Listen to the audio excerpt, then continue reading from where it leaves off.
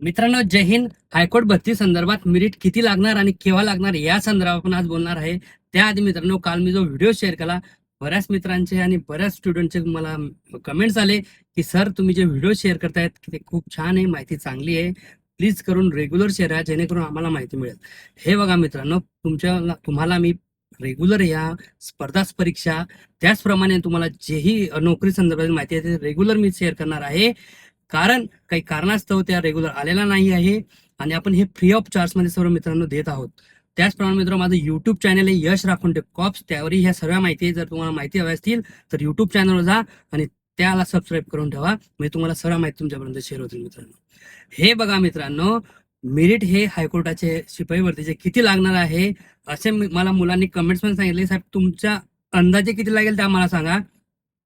बऱ्याच जणांना मित्रांनो चांगला पेपर गेलेला आहे, चांगले पेपर सोडवले असले, त्या कारणामुळे 25, 26, 27 या दरम्यान तुमचं मेरिट लागण्याची शक्यता आहे. त्याचप्रमाणे मित्रांनो, मेच्या एंडिंग किंवा जूनच्या फर्स्ट वीकमध्ये हे मेरिट लागू शकते. म्हणून वाट बघा, मेरिट लागणार आणि तुमचं सर्वांचं काम होणार. मित्रांनो, तुम्हाला ऑल द बेस्ट आधीच. आणि अशाच माहितीसाठी आणि या व्हिडिओचे तुम्हाला जर काही कमेंट्स असतील किंवा काही असतील तर मला DM करा.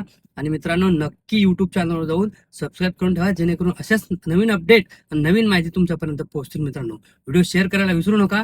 नवीन असाल तर फॉलो करून ठेवा. अशाच व्हिडिओसाठी आपण पुढील व्हिडिओत भेटूया. जय हिंद मित्रांनो.